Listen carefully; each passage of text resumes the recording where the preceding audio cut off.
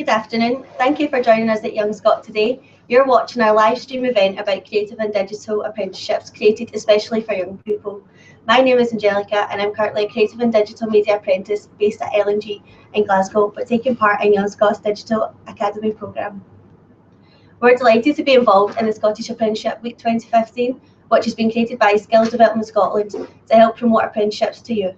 If you want to find out more about the week, you can join in a conversation on Twitter. You can do so by using the hashtag ScotAMEWeek15. Young Scot understands the importance and benefits of modern apprenticeships for young Scot people and are delighted to be championing creative and digital media apprenticeships at this special event.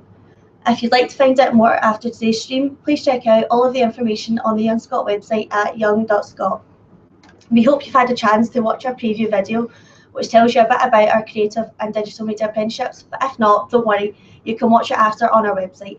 If you have any questions about the apprenticeships, you can send us them now on Twitter, tweet at Young Scot, and don't forget to use the hashtag MAWeek15. Now I'll introduce you to our panel of guests and experts. Over here we have Andy Allen. Andy has a BA in Professional Development from Dundee University and is a professional qualification based in Assessment and Verification. He is also teacher trained. Andy's main role is a curriculum manager for sound production within the Faculty of Creative and Digital Media at Glasgow Kelvin College. He is responsible for the design and delivery of all sound-related mainstream programmes, the delivery of the Modern Apprenticeship in Creative and Digital Media, the representation of the college interests on the operational team for the Bridge, a partnership between the college, Glasgow City Council and local art companies. A growing part of his remit is to deliver college-driven partnerships projects that involve community partners, for example, Young Scot, the BBC, Glasgow City Council, Glasgow Life, Platform, GRA and Employment Services. He has over 35 years experience as a live musician and over 10 years as a self-employed sound and lighting engineer. He has appeared on all major TV channels as a musician, toured extensively as a musician, sound and lighting engineer. Over here we have Albie Mila. Albie works at Edinburgh Sculpture Workshops as a marketing and communications assistant. He passed his creative and digital media apprenticeship last year and has been kept on his job. Before the apprenticeship, Albie was signed on job seekers allowance, but prior to this was at college in Derby studying a BTEC in performing arts. And over here we have Blair Gibson. Blair currently works at Young Scot as a digital creative modern apprentice, but before coming to Young Scot, Blair was at college studying web design at HNC level. In September, he will be moving to Dundee University to study digital interactional design. Here we have Heather Minto. Heather is a digital academy coordinator at Young Scot. She coordinates programmes within the Young Scot Digital Academy, including Young Scot's youth employability initiatives. Heather works on a daily basis with apprentices, employers and Young Scot's programme to provide additional support and develop them. She also helps the apprentices when they get close to the end of their apprenticeships with moving on to positive destinations. She has recently returned from a Winston Churchill Memorial Travelling Trust Fellowship to Germany, the US, Canada, and to learn from existing work-based learning programmes in the creative industries. And also we have David Martin. David is the sector manager for the creative industries at SDS, where he is responsible for the development of the new Scottish Creative Industry Skills Investment Plan and establishing the new Scottish Creative Industry Skills Group. David oversees the SDS strategic investments in the key sector and worked closely with Creative Scotland and Scottish Government on an introduction of the new £1 million Green Skills Fund. He is a member of the Scottish Creative Industries Partnership also. He established the Production Guild of Great Britain as its first chief executive, was director of FT2, the National Enhancement Scheme for Filmcraft and Technical Grades, and was a board member of Film London, a founding member of UK Film Council Diversity Working Group, and a board member of Stowe College.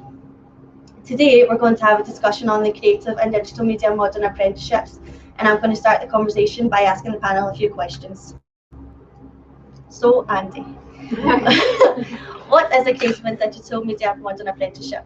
I think it's about an opportunity to engage with learning whilst you're working.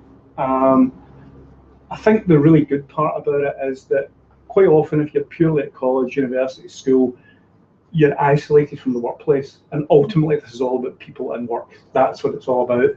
And for the person to be able to gather evidence for a qualification whilst they are actually doing the job is the bit about this that I really like. It's one of my favourite programmes, apart from this. It's also a chance for partnership working, which is really, really, really important.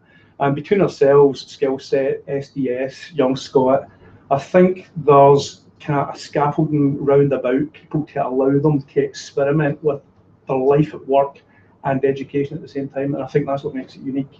And that's what I think it is. Thank you. I think we probably should add a tiny bit into that. In that, if you study the Creative and Digital Media qualification through Glasgow Kelvin College, you'd generally be working in a job, in employment for 4 days a week, and then you'd be kind of studying or undertaking the qualification for that remaining day. Andy, do you want to tell us a bit more about the qualification? The qualification itself is SCQF level 7. It's equivalent to an HNC, and there are 12 units. Half of them are mandatory and half of them are optional based on the work placement, and that's really down to discussion between all the partners involved as to what those would be. The idea is that all the evidence is gained in the workplace. It goes from run-of-the-mill, as you would expect, things like health and safety, through into focusing on how you're going to develop yourself for what your future is going to be.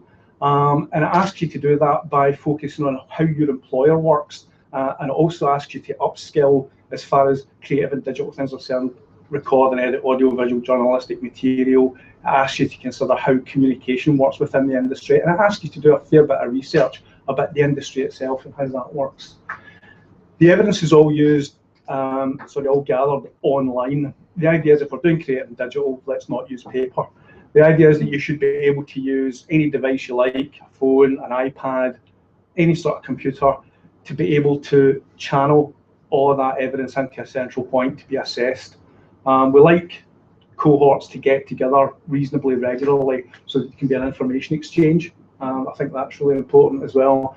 And one of the real benefits that the Young Scot model has is for those apprentices to be able to come together and exchange that information. Can I just add to that, Angelica? That it's also based on national industry standards, so it means that young people undertaking the apprenticeship are guaranteed that the training they're getting is what the industry expects them to get. So as well as being able to complete it with their current employer, they're able to take that forward with the certainty and the knowledge that it's actually a real passport to other work, particularly if they keep it up to date and they build on it. So it's really got industry recognition and it's UK-wide recognition. So it really feels like a significant passport for the future as much as it is for right now. Oh, thank you. This next question we've got is just for anyone really. Is an apprenticeship just the same as a job? For anyone who'd like to? I think one of the apprentices could start. Yeah, it pretty much is. You go to work every day, you get paid for it as well, which is always good. But yeah, it's kind of the same as a job, but I would say you wouldn't get as much responsibility as you do when you have actually got the job, because as you are just an apprentice, they know that your time can't always just be focusing on the job because you have the college course to do as well. Yeah, so yeah, I would say that you get some more leeway with it, but yeah, it's pretty much a job. Anything you'd like to add to that? I feel that the job itself, well, when you're doing the college course alongside the job, to complete the college course, you need obviously the knowledge. So I mean, when you're carrying out the job, it's like easier to complete the course because you know, because you've done it at the age. Okay. What do you do in your job as a digital apprentice? Well, when I first started the apprenticeship, then I was kind of redesigning their whole website for them. So it's quite a lot. But yeah, you kind of just do general day-to-day updating of the website, updating social media pages that we have, any editing of images or film that we need to do, create all the posters and print, and then the email outs as well. Just kind of do all the marketing for the company. Really, it's quite a lot. Yeah, but yeah, you get enough time to do it because you only have, especially with the company that I work for, you only get certain times in the year that you've got more on. So like during the festival and all that, we have more exhibitions. But yeah, generally you would have time, like 3 or 4 months throughout the year where you're not really you get a chance to prepare for it all properly. So yeah, that's kind of it. And Heather, where might you be able to get a job as a digital apprentice? Well, we have lots of different employers on the programme. So at the moment, we can refer to Albie. Albie was at Edinburgh Sculpture Workshop, so that's kind of cultural organisation. But there are also lots of other different types of organisations. So it might be local authorities, which kind of councils. So Fife Council at the moment are recruiting for an apprentice there. The NHS also has lots of different apprentices, so public organisations like that as well. You can pretty much be an apprentice anywhere that wants to employ somebody to work as a digital apprentice. So it's really good. Thinking about other people who've had apprentices before, Creative Scotland, the BBC and all take on apprentices in digital media. Channel 4 also have apprentices in digital media. So there's a full range of employers right across the spectrum, from really kind of small employers to really, really huge organisations as well. Oh, thanks. And how long does a digital apprenticeship normally last? Would you say, Blair? Me, well, mine's lasts about a year. A year? So I think it's quite a long time. Some people 6 months, 7 months maybe, but obviously I'm finished early because I'm going to university. So yeah, year for me. In other settings, for example, the BBC is a longer programme. The contract of employment is around 16 months, 17 months. And the reason for that is they want people to get a breadth of experience working in different departments, different opportunities, so they've got that richness of the experience. Because essentially what they're doing is preparing them to become freelancers. So they also need to build up those networks, both in the broadcaster, but also with independent production companies in Scotland. So that takes time. Another example of kind of modern apprenticeship in this area is digital journalism, which is based on the same qualification, slightly different framework because it's got additional units that need to be covered off because of what it is. So we've got companies like STV, the Herald Group, NewsQuest, colleges like Forth Valley, Glasgow Clyde, and indeed places like Kelvin indeed are also looking at that particular award. So there's other contexts and other areas for people to consider becoming an apprentice. So it'd be great for people to look on Twitter and on the Young Scot website to get further information about those. Yeah, definitely. I think it's pretty fair to say as well that apprenticeships usually last for a minimum of a year period. Blair's actually in on the 18-month contract. So I don't know. It might not seem that long. So it's obviously a good example of him enjoying his apprenticeship. I did start last June, so it's a year in June. Yeah, you're at a year at the moment, but you're for a long time. And what has been the best thing about being an apprentice, do you think, Albie? I would say probably the working in the professional environment, because especially for me, it was kind of my first proper job in a way. I never really been in anything like that before, so yeah, you kind of get thrown in at the deep end, really, and I suppose that's a fair way of doing it. So yeah, that's probably the best thing about it. You just get the whole experience in one instead of having to work your way through college or to get the degree and then to find work as well. You kind of get all in one. No, So, definitely. Yeah. Anything else you'd like to add to that, Blair? I was at college before and I never had a job. So it was quite hard for me. Got a job when I was at college and working around that. So when this opportunity came up, it was a great thing to do because you're doing both things at the same time, as I've said. I just felt it was a great opportunity to learn the job as well. So yeah. Do you think that the things that you've had a chance to do as part of an apprenticeship you might have had the opportunity to do elsewhere? I think it's not as such, because there's such a variety when you're doing an apprenticeship. I feel obviously there's not everything you do is related to your job directly, but in some ways it adds to your job and your experiences and that. So yeah, definitely feel that I wouldn't have got many opportunities at college. I'd just like to reinforce that. It ties in with what David was saying earlier on. I think it's about that breadth of experience that you can carry on into any position. And I think that's the real benefit. You have a job just now, but it prepares you for any job. I think that's a really important point. And David, where would you say if someone was to study when they're doing like a modern apprenticeship, where would you think they would study? In terms of taking on the apprenticeship program itself, well, that's very much part of the employer-apprentice relationship. You know, the employer makes a decision about where they want the training to be undertaken. So there's an array of colleges and private training providers involved in modern apprenticeship training.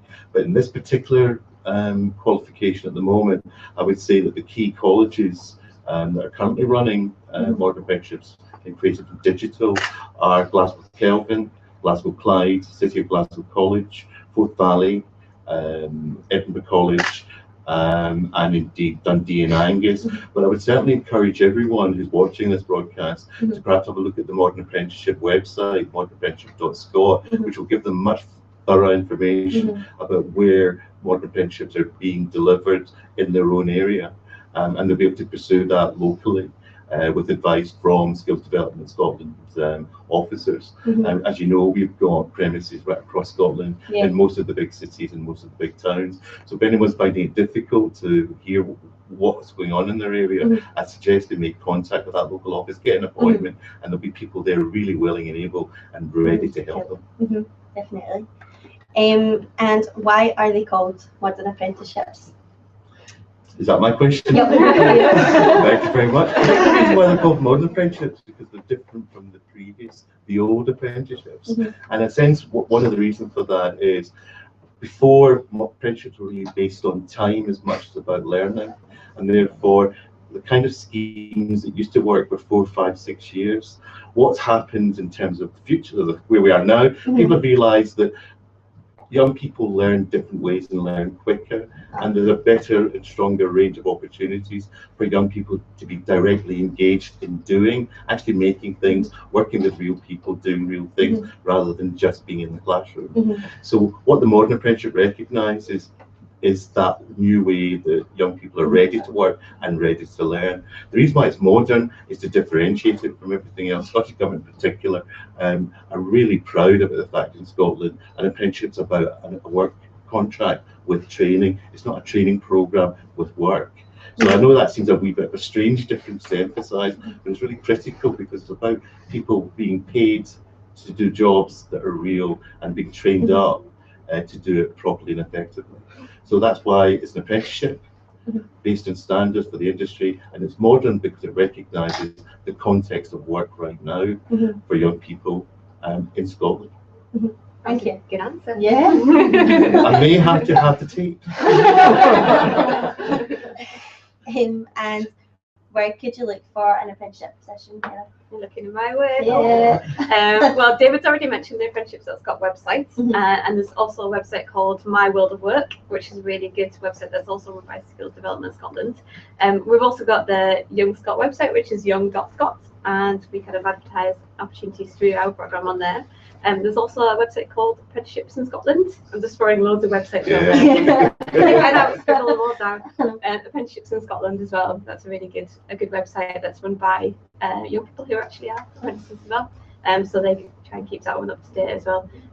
But sometimes the best way to find out is to tune into the organisation that you're interested in, or if you're on Twitter, follow the organisations that you're really interested in working in. And people like the BBC and people like that always kind of tweet out what they're working on at the moment, or they always get updated on Facebook and things like that. So the best way, and it's really good as well to kind of keep in the loop and find out what organisations are doing, so that if you're applying for an apprenticeship, you know a bit more about the organisation and how they work and all that kind of thing.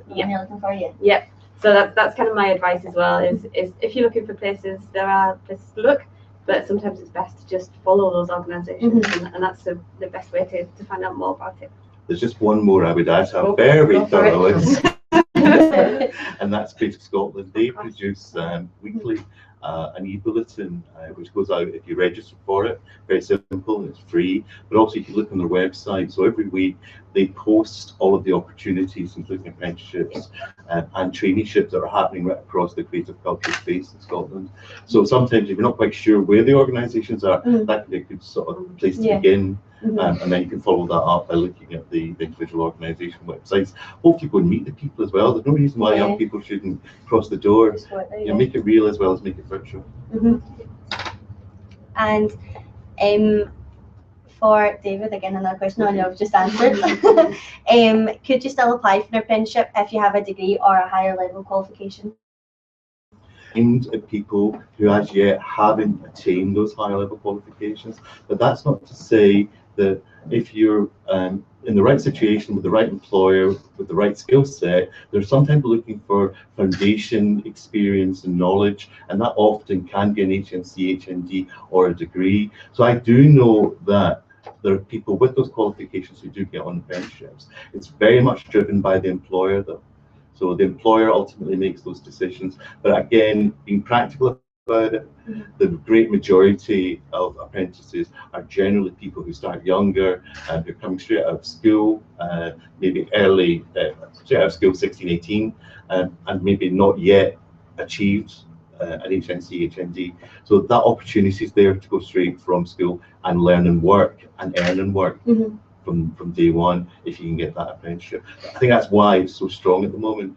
And in Scotland, you've got to understand that it's 25,000 people who are doing apprenticeships in Scotland on a yearly basis. So it's a hugely successful sort of project. And that's why I think, you know, young people really need to know what's going on and how to access it. Andy, question for you. Okay, go. How can doing a digital apprenticeship help me in my future career if you wanted to work in television? Go with some of what I said earlier and some new stuff, hopefully. The biggest thing is that you get work experience. Employers, if you sit in front of an employer, you can tell them what you've done in a classroom all day long, and it carries a certain amount of weight, but it is definitely outweighed by being able to say, and I have been in an employed position and done X, Y, and Z. And I think that's one of the things that part of the qualification itself asks you to have a look at you as an individual and how you want to progress. So there's always the opportunity, regardless of where you're actually placed now, to think about where it is that you actually want to go. There are units that ask you to build up contact databases, that ask you to catalogue what it is that you've been doing to try and find work, contacts that you've made. And I think that if you're trying to focus on an industry where self-employment is, I forget Alistair from Skillset's last figure, it's mid-70s, high 70s% are self-employed, then that focus on you being self-sufficient when it comes to identifying opportunities is a really strong part of it. And I think that's where the coming together of groups, that's where the support that's offered by organisations like Young Scot really come in, is guiding people towards what their opportunities might be. So I think there's a real opportunity there. Definitely, thank you. And for the MAs, what sort of hours would you work as a digital apprentice?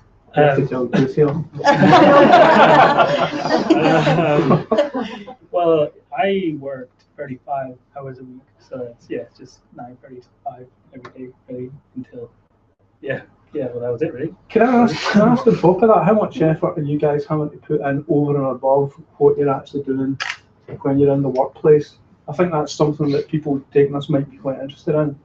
I mean, it's equivalent to an HNC. If you were doing an HNC on its own, you'd be expected to attend college for 16 hours a week for a year. So theoretically, you're doing the 35 plus the 16. So I was just wondering, how much of it can you gather in the workplace, and how much of it do you have to do over and above that? 35 must include your day of being at college as well. I'm just wondering how. If you're on a full-term contract, hopefully it would fit into that day. I don't know. I think you guys would be best to. Well, when I was on the apprenticeship, then 35 hours probably I worked more than that. Just with the whole amount of college work as well. Since you're doing a full-time job anyway, and then you've got this course on the side. It kind of it adds up, especially when deadlines get closer and you need to work more. And you end up Definitely. You end up I even took some days off work so I could do my college work. That's because I just excellent.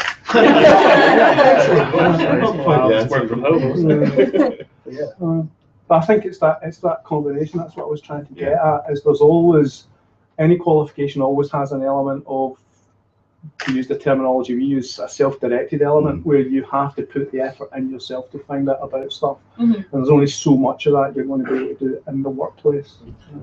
Just to add to what Andy's saying, Angela, I think one of the real benefits of a modern apprenticeship is because you're at work and you are making things, you have things to show future employers about what you've done, you know, Yeah. being in a college or being at a school and get a certificate. It's actually about being able to show the fact that you've either made that website, you've designed it, you've taken the photograph, you've done the writing, you know, you may have made a shot in a cut and posted, you know, a video, whether it be a factual or it be a, you know, a short film, small drama. You know, the very fact you've got that means that you can talk about what you know and how you did it, what were the issues. You give people the real insight in terms of what you can do and how you do it, how you think about it. And sometimes young people can find that a bit challenging if they're just in an interview. The very fact you've got that allows you to be much more relaxed about it and to talk about your experience. Yeah, definitely. And I think that, just to pick up Andy's point about, you know, how people build up that portfolio of experience, it's not unusual for people in the industry to do side projects in beyond their own work because they want to do different things. And what's really interesting about the apprenticeship style of learning is it encourages you to kind of think that way and post, you know, get that evidence, get those products and get them online. So Vimeo, YouTube, these are all essential tools for young apprentices and for freelancers as they move into the real world of work and where they want to be. You know, if that's like to be a director or camera person, whatever the ultimate goal is. I'm just going to jump into Albie's point as well. Albie, so you did a kind of 9 till 5 or 9 till 5:30 standard. What about on the evenings when you had events going on or things like that? I mean, were you expected to work outside of those hours as well? Yeah. When you go into any job, I suppose you're expected to do more than what your contract actually states. but yeah, so yeah, evenings we had talks and all that. Yeah, I'd be working at them too, but then I wouldn't do any college work that day, but I would still, it would still, yeah, you do end up doing more than you're contracted to, but that's just the way it is, I suppose. And as long as you can have the I can't think of the word, but you know you just have that drive to continue and work for it, and make it work, and then it's all worth it while at the end. So definitely. And how would you say would you get more women into apprenticeships? So anyone? Oh, Heather, what's your take that one? Apart from How would you get myself. more women into apprenticeships? It's kind of an interesting question. I think that women are definitely, there's not enough women in certain particular areas. I think in the Scot programme so far, we've seen it quite an even split between males and females, which we're quite lucky to see, really. Yeah. I think that's fairly untypical of apprenticeships. Maybe if women kind of realised that this was a great, valuable opportunity, just as much as kind of academic study, then they would kind of be more willing to get involved, but also promoting the great things that women do in those industries as well. So film, we talk about film all the time. There's a big kind of debate on it at Cannes Film Festival at the moment about the kind of lack of women in the film industry and the lack of important roles for them. So maybe if we can kind of take role models and leaders as women and kind of boost them up their stature, then more women will be inclined to go into those specific areas. I'd like to, there's a couple of things I'd like to add to that. On a purely numbers basis, because that's the kind of person I am, right? It's almost exactly 50-50 with Creative Digital between male and female. But I want to put something you said earlier yourself, Heather, and I think it's this about, regardless of whether you're male or female, you can be the one that instigates this, and therefore you can be the one that decides what it is that you're interested in, and you can approach an employer, and you can approach something like Scot to engage with an employer if you're looking at or SDS or going to my world of work. You know, there's lots of ways of doing it. So that's partly what the course is not defined by, you know, the course does not stand alone. It starts in partnership with an employment opportunity, and therefore it's the same for anybody. Find a job you like and go and find a way into it, because that's the thing. And I think that opens that door altogether.